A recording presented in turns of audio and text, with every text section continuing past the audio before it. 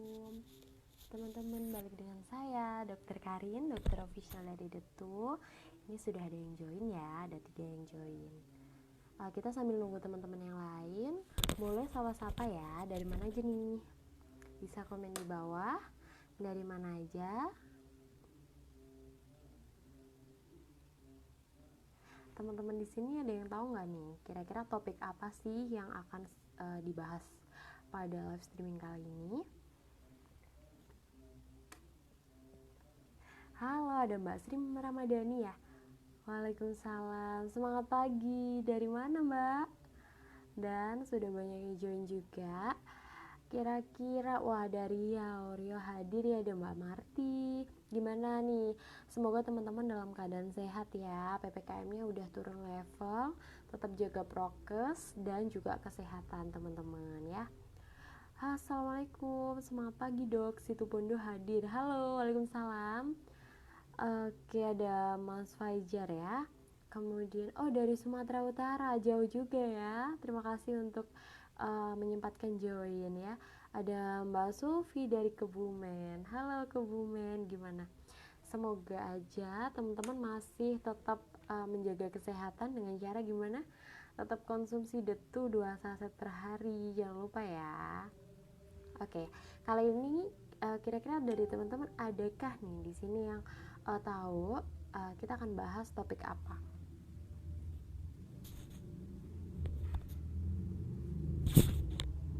Suaranya kurang jelas ya, sebentar.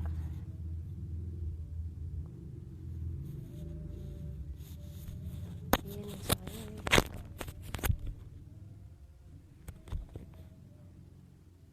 Oke, gimana nih? Suaranya udah jelas apa belum?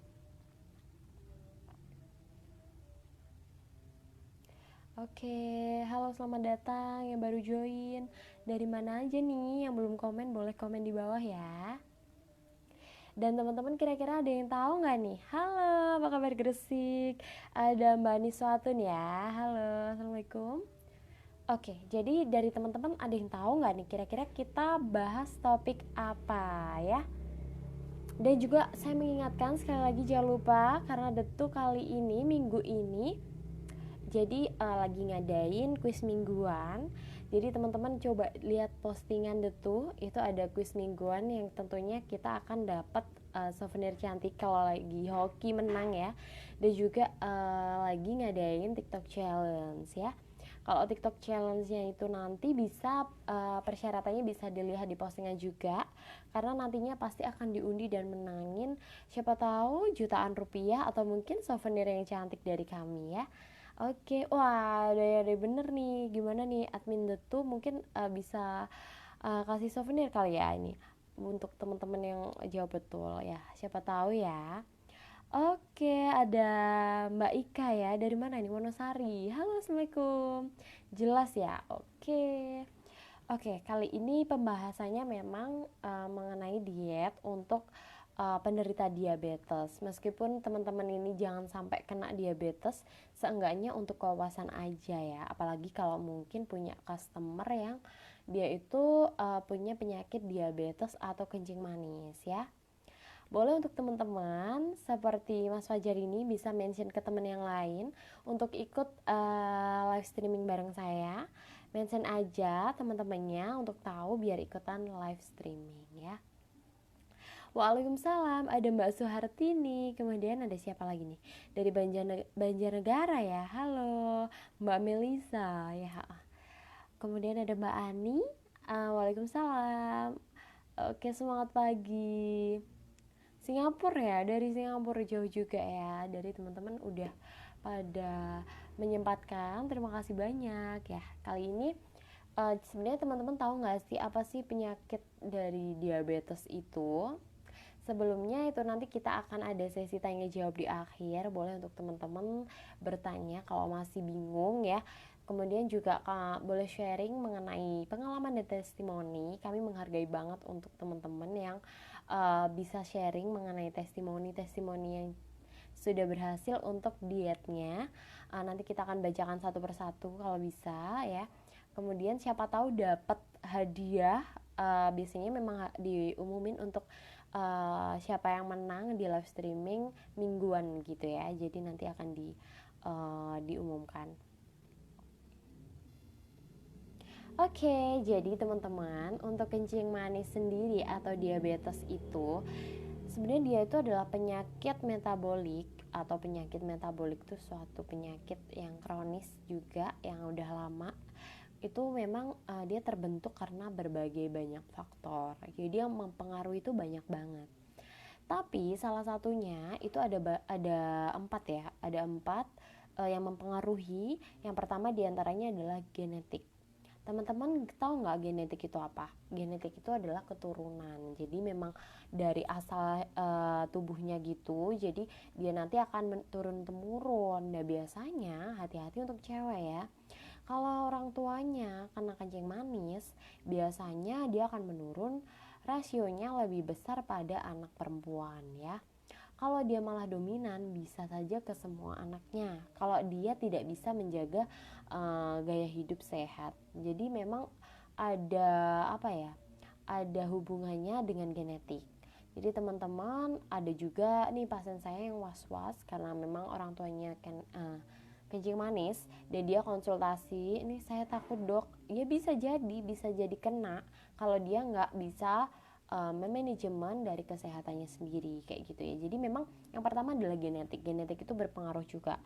Yang kedua itu adalah imunologi itu karena kelainan imun bisa ya.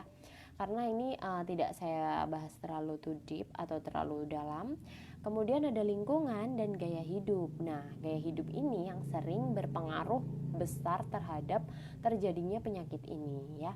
Dan definisi lain untuk DM sendiri atau kencing manis itu biasanya suatu kumpulan gejala yang dia itu timbul disebabkan oleh adanya peningkatan atau penumpukan kadar glukosa atau gula di dalam darah. Kenapa kayak gitu sih? Jadi kita taunya ya, kadang ada istilah yang teman-teman tahu, kencing manis itu ada 2 tipe ya. Sebenarnya banyak sih, tapi kita mengenal aja 2 tipe. Tipe 1 tuh biasanya dikenai pada anak yang sudah kecil punya kencing manis. Itu salah satu keturunan, nggak bisa ditolak. Itu warisan dari keluarga, warisan dari orang tua gitu ya. Itu satu. Dia itu, kita kan punya pankreas ya. Kalau teman-teman tahu, itu adalah organ yang penting banget yang menghasilkan hormon insulin. Hormon insulin itu dia nanti akan mengantarkan glukosa atau gula yang kita makan ini untuk masuk ke dalam sel. Kalau selnya itu nggak dihantarkan oleh insulin, tentu saja gulanya nggak bisa masuk ya. Nggak bisa masuk gimana? Lemes dong ya kan? Kita nggak punya energi soalnya. Jadi gula menumpuk di luar sel, yang dia ternyata bisa bersifat radang gitu ya. Jadi istilahnya kalau kencing manis itu berarti antara dua. Satu, dia nggak bisa memproduksi sama sekali insulin, jadi dia butuh insulin dari luar, jadi disuntik kayak gitu ya, suntik insulin kayak gitu. Yang kedua, dia kelelahan karena kita makannya manis-manisan terus, jadi kita kelelahan. Di DM tipe 2 ini pankreas kelelahan sehingga produksinya nggak maksimal ya, nggak maksimal sehingga akan terjadi penumpukan juga kadar glukosa. Jadi ada 2 ya. Yang satu itu memang nggak menghasilkan sama sekali. Yang kedua adalah dia kelelahan dalam memproduksi insulin gitu ya. Dan itu tadi faktor-faktornya sudah saya jelaskan. Terus ada yang tanya lagi, terus gejalanya apa dok kalau kencing manis itu ya? Kencing manis atau diabetes mellitus itu gejalanya yang pertama adalah polidipsi. Oke, kita mengenal polidipsi, poliuri, kemudian ada polifagi ya. Polidipsi itu adalah kita banyak minum. Kenapa kok kita banyak minum? Rasa hausnya nggak wajar nih, kayak habis lari-lari ya. Karena memang polidipsi, poliuri itu kencingnya banyak keluar ya, biasanya malam hari kencingnya keluar malam hari. Itu karena memang ginjal itu lagi ini dia menyedot cairan karena apa ya istilahnya, kalau di medis tuh permeabilitas, tapi kalau di awam tuh mungkin dia akan menarik cairan keluar terlalu banyak. Itu salah satu gejalanya adalah banyak minum, kemudian banyak kencing, dan juga banyak makan. Karena kenapa sih kok banyak makan ya? Ya banyak makan itu jadi karena memang kondisinya kita udah makan banyak tetap energinya nggak bisa masuk di sel. Kenapa nggak bisa masuk? Ya karena tadi insulinnya itu dia nggak ada atau kurang maksimal. Jadi otomatis ya akan lemas untuk tubuhnya sendiri. Itu tadi ya teman-teman. Dan adanya penurunan signifikan berat badan ya, jangan bangga tuh penurunan berat badan kalau nggak wajar tuh antara dua penyakit yang ganas, bisa kanker juga, atau DM, jangan-jangannya DM atau diabetes mellitus atau kencing manis. Itu seringnya orangnya tuh nggak seger gitu loh, jadi kayak apa ya, kering, kulitnya kering, terus kayak lemes ya, hawanya kan lemes ya, dia nggak dapat energi, glukosanya atau gulanya nggak masuk gitu ya. Oke, itu tadi. Kemudian coba kita lihat lagi ya. Dan kira-kira dari teman-teman udah pada ngerti nggak ya dengan sedikit ilmu mengenai kencing manis ya.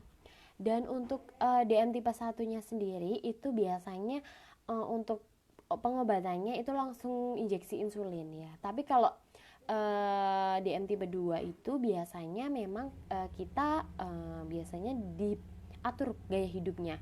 Jadi gaya hidupnya itu diubah, biasanya banyak aktivitas, banyak makannya diubah jadi yang sehat-sehat dan lain-lain. Tapi kalau udah DM tipe 1 udah bawaan dari udah masih kecil kayak gitu ya, itu langsung dikasih insulin, nggak bisa soalnya kalau hanya obat aja ya. Halo, assalamualaikum, ada Mbak Yati dari Surabaya ya. Maaf ya teman-teman yang udah pada komen. Ini sambil aku meneruskan materinya ya. Kemudian nanti bisa kita sapa-sapa lagi ya.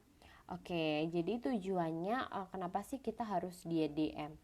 Sebenarnya teman-teman ini kan dikhususkan untuk penderita diabetes, tapi ini hanya just information untuk teman-teman. Mungkin yang punya customer punya kencing manis ataupun punya orang tua dengan kencing manis, ataupun untuk mencegah itu ada baiknya teman-teman tahu ya mengenai ilmunya. Dan tujuannya dietnya itu adalah untuk dia mempertahankan gula di dalam tubuh itu dia tetap balance, jangan sampai dia berlebihan kayak gitu, karena itu akan menjadi masalah lagi untuk kita gitu ya. Karena memang biasanya kalau orang dengan diabetes itu kan ke spesialisnya penyakit dalam ya, tapi dari spesialis penyakit dalam pasti dia berkoordinasi mengkombinasikan diri dengan ini ilmuwan dari gizi. Jadi pasien-pasien itu tetap diatur caranya gimana makan yang baik khusus untuk diabetes ya, kayak gitu. Kemudian tetap menjaga atau mengatur dari kadar lipid atau kadar lemak di dalam tubuh. Jadi jangan sembarangan untuk penderita DM itu, karena penyakitnya itu sebenarnya tidak bisa. Banyak yang pamflet-pamflet di jalanan atau di mana ya, bahwa penyakit DM itu bisa sembuh. Nggak bisa ya teman-teman, karena udah kelelahan tuh hanya bisa mencegah ke stage yang lanjut. Jadi tetap kalau udah terlanjur kencing manis itu gimana caranya biar nggak ke komplikasi-komplikasi yang lain kayak gitu ya. Jadi jangan sampai dari teman-teman di sini sampai kena DM, karena itu penyakitnya sungguh-sungguh benar-benar rutin kontrol, rutin minum obat, rutin aktivitas fisik dan lain-lain. Jadi jangan sampai kita kebablasan makan dessert yang manis-manis, nanti malah sakitnya kencing manis ya. Oke, jadi itu tadi. Kemudian kita memberi cukup energi di dalam tubuh kita dan mempertahankan berat badan yang normal. Yang sudah kita bahas sebelumnya itu harus dipertahankan ya. Tips-tipsnya jangan lupa untuk selalu diingat ya. Oke. Kemudian jangan lupa untuk menghindari komplikasi-komplikasi. Komplikasi-komplikasinya apa aja sih dok? Banyak banget ya. Komplikasi-komplikasi yang minim ya, yang kira-kira masih awam, masih bisa dilogika, itu contohnya hipertensi. Hipertensi kalau udah jauh berat lagi nih bisa gagal ginjal, bisa nanti pasiennya ya, pasiennya itu nanti akan dicuci darah.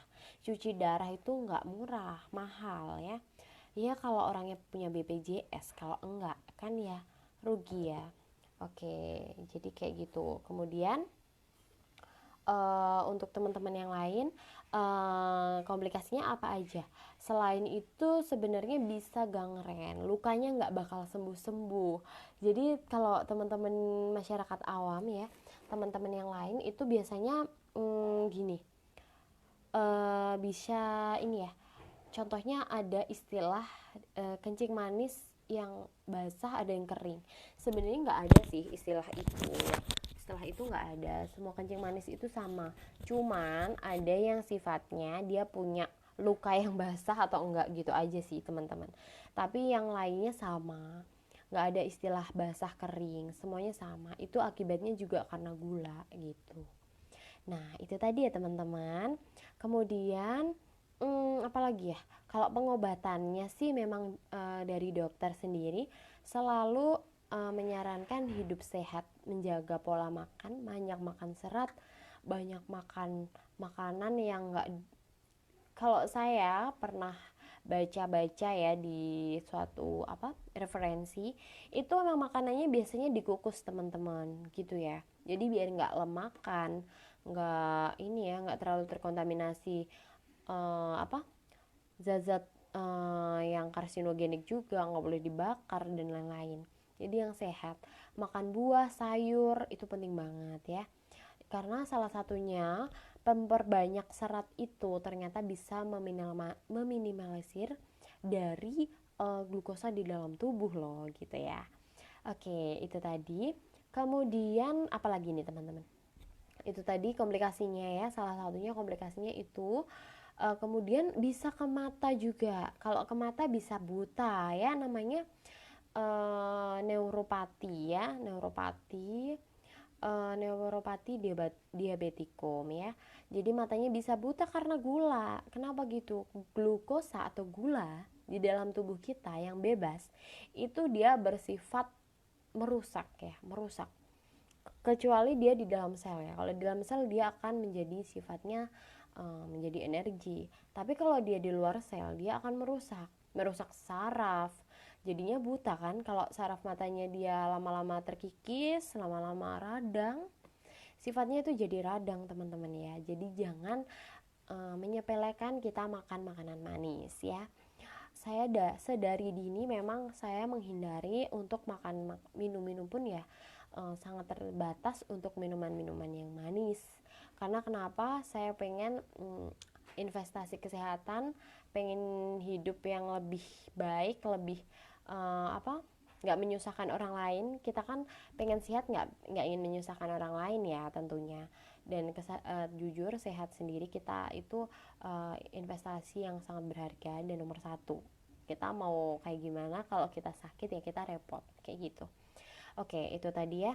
Kemudian syaratnya itu tadi sudah dijelaskan mengapa kok harus kayak gitu ya. Nah, ini ada bahan makanan yang dianjurkan ya. Yang dianjurkan itu jadi ada sumber protein. Sumber protein itu biasanya kita makan misalkan daging ayam ya. Daging ayam itu pun kita yang nggak ada kulitnya. Jadi bener-bener daging yang pure daging ya. Jadi jangan ada kulitnya. Kemudian telur, tempe, tahu, ada kacang-kacangan penting banget ya itu, dan juga ikan teman-teman ya. Kemudian ada sayur-sayuran. Sayur-sayuran contohnya apa dok? Apa aja boleh ya? Apa aja boleh. Yang penting warnanya hijau gitu kan pasti bisa mencukupi kebutuhan ya. Kemudian itu bisa buah-buahan dari sari buah murni, jeruk, apel, pepaya, pir ya. Kemudian ada susu skim dan juga rendah lemak. Carilah susu yang rendah lemak kayak gitu. Ada sumber lemak dan lain-lain. Itu bisa diolahnya terutama itu dikukus, direbus seperti yang saya bilang tadi ya. Oke, itu tadi. Jadi teman-teman kira-kira suaranya kedengeran nggak nih untuk suaranya? Boleh untuk komen di bawah ya.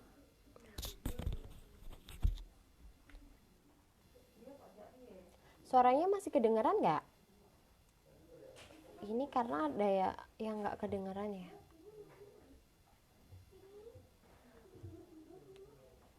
Oh, denger ya? Oke, alhamdulillah ya. Oke, jadi teman-teman, mungkin itu tadi ya tips-tipsnya dan juga mengenai dasar dari diabetesnya itu tadi. Bisa untuk teman-teman kalau masih ada yang tapi kurang besar ya, oke.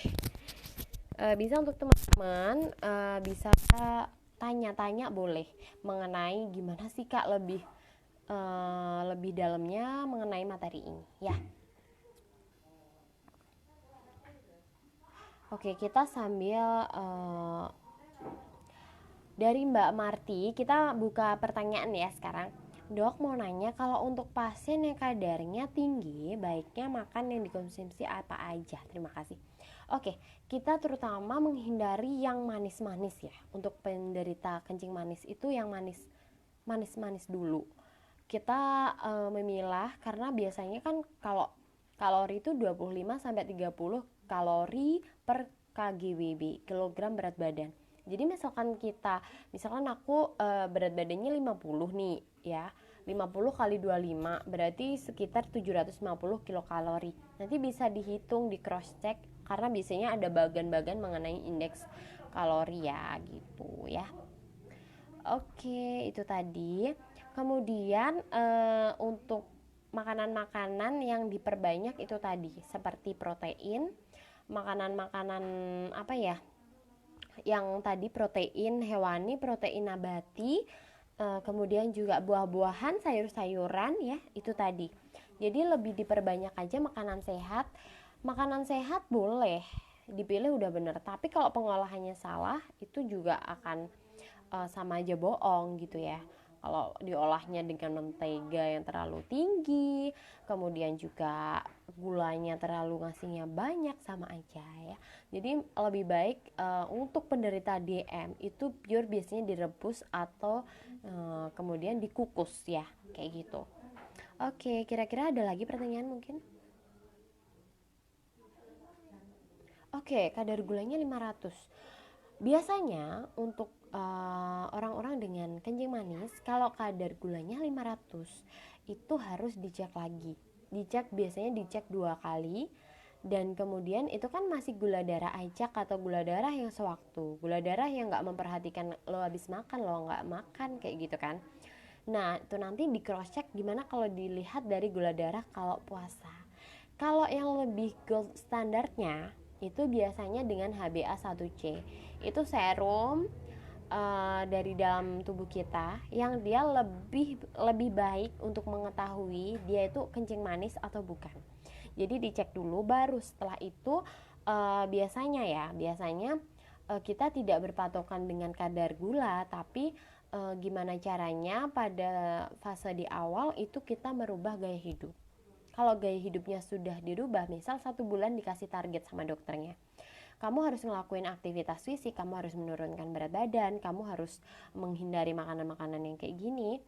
Nanti kalau misalkan ada perubahan, dicek gula darahnya kayak gitu ya.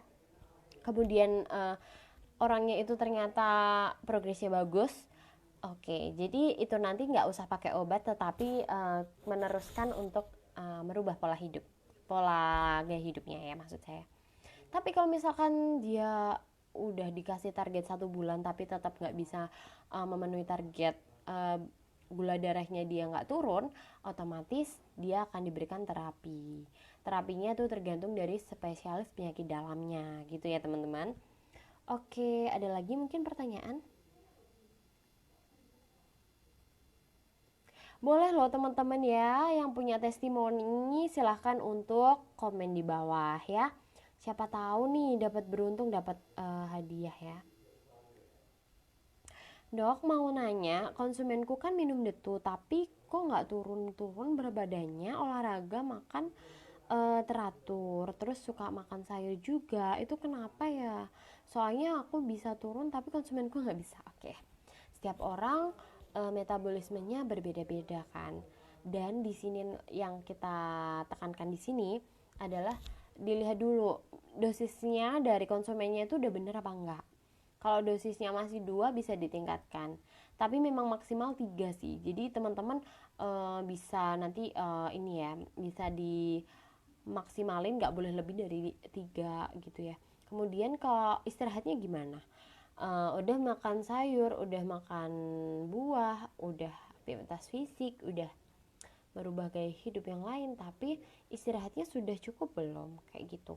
Kemudian faktor-faktor yang mempengaruhi metabolisme tubuh mungkin dari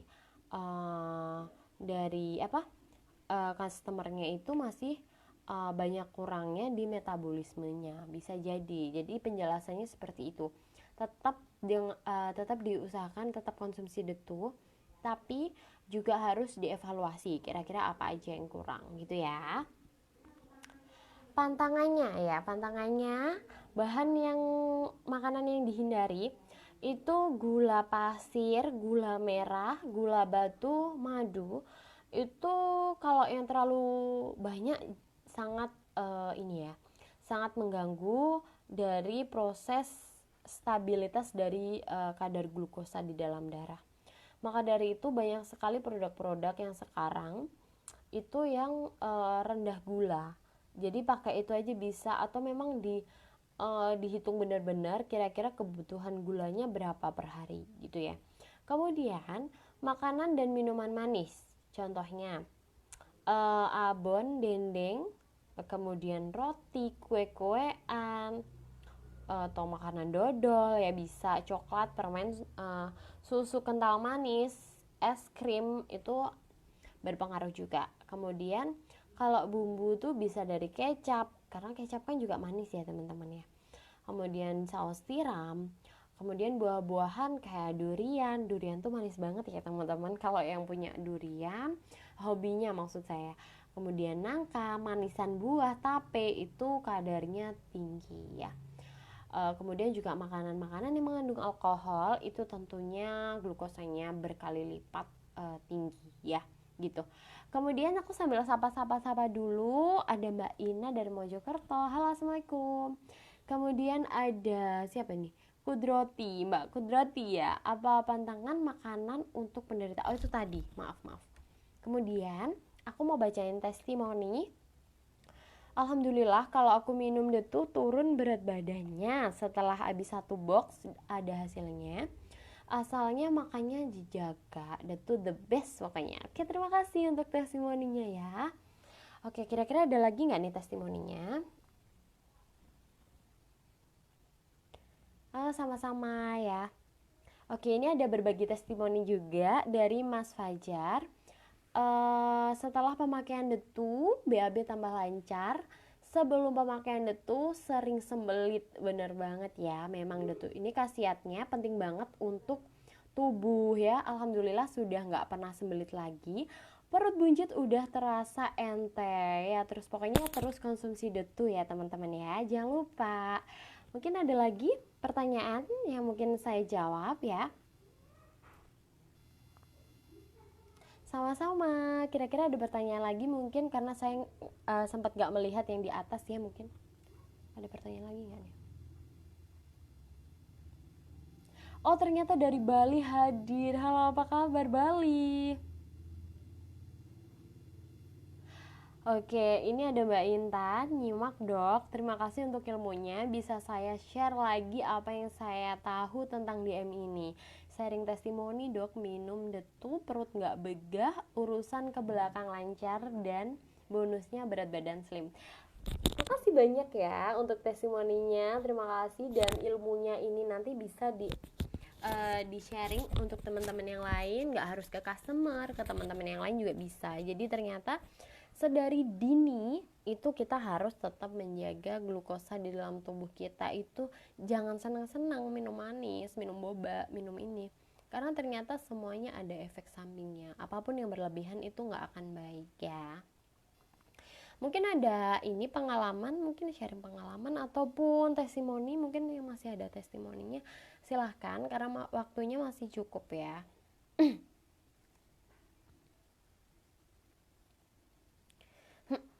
Oke, jadi untuk cara mengatur diet pada diabetes mellitus itu untuk pertama kalinya tuh memang harus, kalau saya pengalaman itu memang dari orang tua teman saya. Dia suka karena dia suka konsul dengan ahli gizi, itu biasanya memang ditimbang untuk kalorinya berapa, protein berapa, kemudian lemak berapa, eh, gula berapa, kayak gitu. Dan itu ditimbang, disesuaikan diet dan porsinya harus sesuai ya, kayak gitu. Kemudian pembagiannya berapa kali makannya, kemudian daftar dietnya itu biasanya terperinci. Kalau misalkan teman-teman kan ya pasti bosen ya, misalkan hari ini nanti menunya sama dengan yang selanjutnya. Nah, itu bisa diganti-ganti, tetapi indeks kalorinya kurang lebih sama, kayak gitu. Kemudian makanlah banyak mengandung serat dan tinggi-tinggi serat tinggi dan juga buah-buahan, kayak gitu. Kemudian jangan lupa yang terakhir adalah disiplin ya, disiplin dari semua lini itu tadi ya. Oke, itu tadi salah satu tipsnya gimana caranya mengatur diet. Oke, ini ada Mbak Teresa. Apakah penderita DM bisa konsumsi madu, Dok? Meskipun jarang-jarang, nggak setiap hari. Boleh sih sebenarnya. Karena kan kalau madu itu, madu murni itu sebenarnya glukosanya kandungannya lebih balance ya daripada madu buatan. Jadi tergantung pintar-pintar, terutama untuk pasien kencing manis itu harus benar-benar istilahnya kita harus memilah makanan itu benar-benar yang sesuai dengan porsinya, kayak gitu.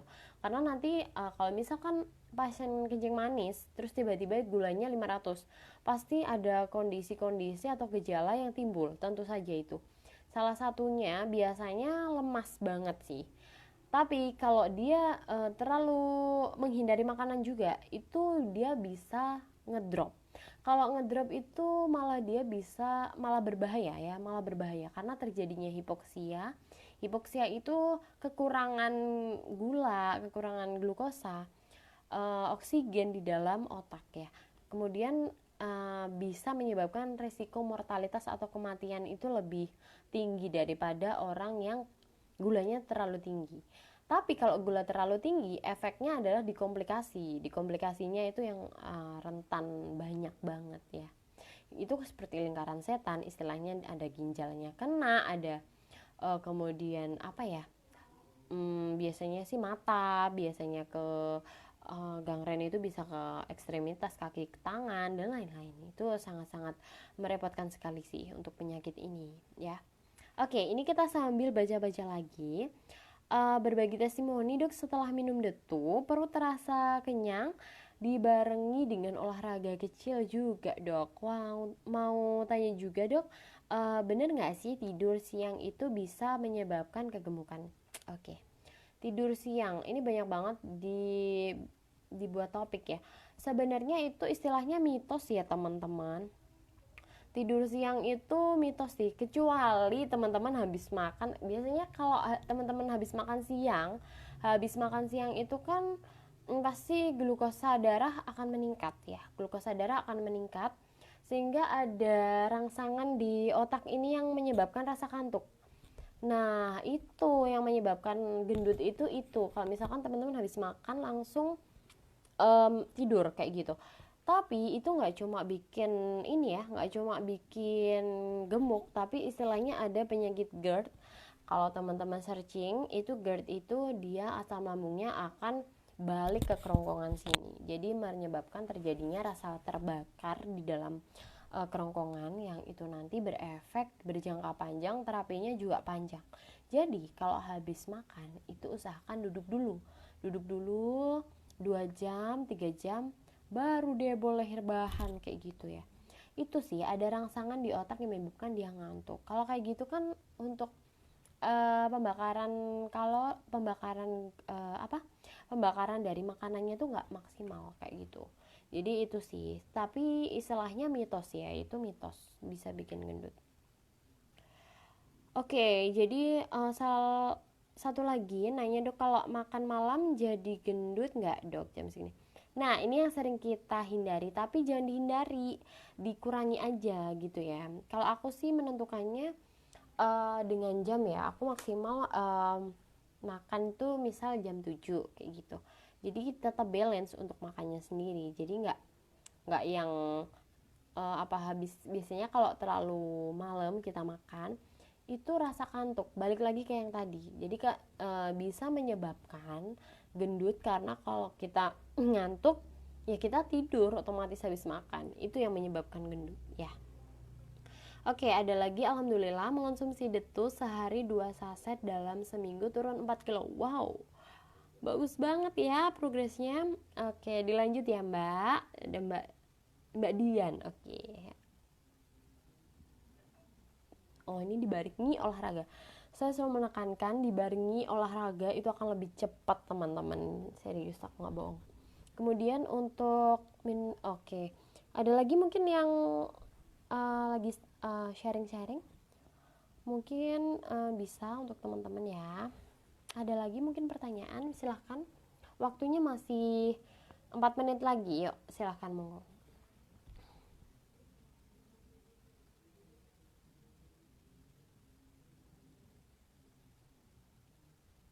Dan saya mau nambahin sedikit ya.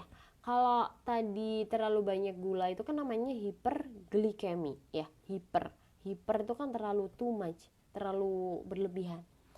Ada istilah hipoglikemi. Hipoglikemi itu dia itu gulanya benar-benar rendah teman-teman ya. Kadang biasanya risiko pada pasien kencing manis itu karena salah minum obat ya. Dia udah minum obat nggak cepet-cepet makan, itu yang bikin hipoglikemi. Itu ciri-cirinya adalah keluar keringat dingin, gemetaran, pusing, lemas, mata berkunang-kunang. Ya kayak teman-teman mau upacara itu loh, yang pingsan kayak gitu. Itu biasanya kan lapar, belum sarapan kayak gitu. Nah, salah satu ciri-cirinya kayak gitu ya. Jadi ini yang perlu diwaspadai, karena kalau ini nggak atau telah ditangani bablas pasiennya ya teman-teman ya. Oke, itu tadi. Oh iya, ini Mbak Dian, iya bakar kalori, mantap, olahraga sebentar keringetnya berasa banyak banget, bener banget sih. Ada Mbak Niluh, dok, saya mau tanya, almarhum bapak saya dulu mengidap kencing manis, terus kebanyakan minum obat sampai nyerang ginjal, akhirnya cuci darah, sekarang udah meninggal, berapa persen bisa menurun ke keturunan dok? Oke, saya berduka cita ya untuk itu, tapi sebenarnya bukan karena minum obatnya yang dia akan menyerang ke ginjal, karena memang kencing manisnya itu yang dia akan berkomplikasi ke ginjal. Sekali lagi, kenapa kok kayak gitu? Karena sifat gula itu adalah dia meradang, dia akan merusak seluruh sel-sel di ginjal, sehingga ginjal tidak akan bisa menyaring lagi darah dan urin. Maka di situ nanti darah kotor, darah yang bersih dia akan tercampur teman-teman ya. Maka dari itu dia butuh cuci darah ya, kayak gitu. Dan persenannya itu bisa saya agak lupa ya, tapi bisa sampai 2:1 untuk laki-laki dan perempuan. Tapi memang lebih banyak perempuannya ya teman-teman. Tapi itu semua nggak mesti kok. Maksudnya itu tergantung dari kualitas hidup seseorang. Kalau misalkan anaknya ini memang sudah berusaha untuk olahraga, mungkin resikonya sangat sedikit untuk bisa terkena kencing manis itu ya, kayak gitu. Mungkin itu jawabannya. Kalau misalkan kurang jelas silahkan untuk ditanyakan lagi. Ada Mbak Dian, dokter, yang benar kita setelah olahraga minum air putih apa boleh langsung minum detu? Oke, jadi kita lebih baik minum air putih dulu ya teman-teman. Jadi untuk ada range-nya gitu, karena air putih kan nggak ada kalorinya ya, sama sekali nggak ada kalorinya. Tetap minum air putih dulu, baru setelah itu mau sebelum makan atau setelah makan minum detu gitu ya teman-teman. Oke, ini ada Mbak Melisa. Assalamualaikum dok, mau tanya untuk diet detu BB sampai 80 kilo padahal sarapan pun jarang. Gimana solusinya untuk diet detu, aturan konsumsinya berapa kali? Kalau 80 kilo bisa sampai maksimal 3 kali ya. Kenapa sih kok? Mungkin di cross check juga, dievaluasi. Kira-kira nyemilnya masih nggak untuk teman-teman ini? Kalau misalkan sarapannya jarang, jangan menjarangkan sarapan, nanti malah jadinya kena asam lambung gitu ya. Jadi tetap aja sarapan tapi porsinya dikurangi, terutama untuk nasi sih. Kalau aku sih nasinya biasanya 3 sendok kayak gitu. 3 sendok 2 sendok. Itu udah kenyang banget. Kalau teman-teman terbiasa untuk makan sedikit, pasti itu udah kenyang banget dan itu bisa mengurangi resiko dari asam lambung. Jadi tetap kita makan yang rutin tapi porsinya dikurangi gitu ya. Dan itu bisa sih, bisa diimbangi kalau mau cepat diimbangi dengan olahraga. Jadi tetap olahraga ya teman-teman. Gitu deh. Itu tadi jawabannya. Oke, ini ada Mbak siapa nih? Rosna Melgian ya, ada dari Sidoarjo. Kemudian Mbak Siti Tangerang. Halo, apa kabar? Sama-sama ya jawabannya. Terima kasih. Oke, sama-sama. Ada Mbak Asti, semangat pagi Bandung hadir. Halo, assalamualaikum. Oke teman-teman, kira-kira masih ada yang ditanyakan nggak nih? Ada yang mau dinanyakan lagi? Atau mungkin sudah pada paham nih mengenai kencing manis? Jadi teman-teman jangan salah-salah lagi ya untuk tipsnya. Mungkin kalau ada customernya yang mau konsultasi, wah udah pinter tuh, udah bisa menjelaskan. Oke, itu tadi ya teman-teman. Dan terima kasih untuk testimoni-testimoni yang sudah hadir tadi di kolom komentar saya. Saya sangat appreciate untuk teman-teman yang masih berjuang untuk bisa hidup sehat dan berat badannya juga slim. Terima kasih teman-teman semuanya dan jangan lupa untuk selalu konsumsi Detu dan jangan lupa lagi untuk follow akun media sosialnya Detu dan jangan lupa lagi untuk ikutan kuis mingguan dan juga TikTok challenge-nya ya. Karena nanti akan diundi, siapa tahu beruntung dan dapat jutaan rupiah atau mungkin souvenir cantik dari kami. Nanti biar admin kami yang akan pilih-pilih ya, jangan lupa ya. Oke, mungkin teman-teman kalau misalkan masih bingung bisa langsung konsultasi di Instagram saya pribadi ya. Atau mungkin kalau misalkan mau yang cepat bisa langsung ke akun media officialnya Detu. Terima kasih untuk teman-teman yang sudah hadir. Dari saya pesan saya cuma satu, jaga kesehatan dan juga jangan lupa untuk selalu menjaga prokesnya, tetap ditingkatkan ya, karena kan sudah turun level tuh, jangan sampai ditambah lagi ya teman-teman. Semangat berjuang yang masih mau progres turun berat badan. Kalau masih bingung-bingung, masih mau coba, silahkan untuk konsul langsung ya. Terima kasih untuk yang sudah join. Kalau ada salah kata, mohon maaf. Wassalamualaikum warahmatullahi wabarakatuh.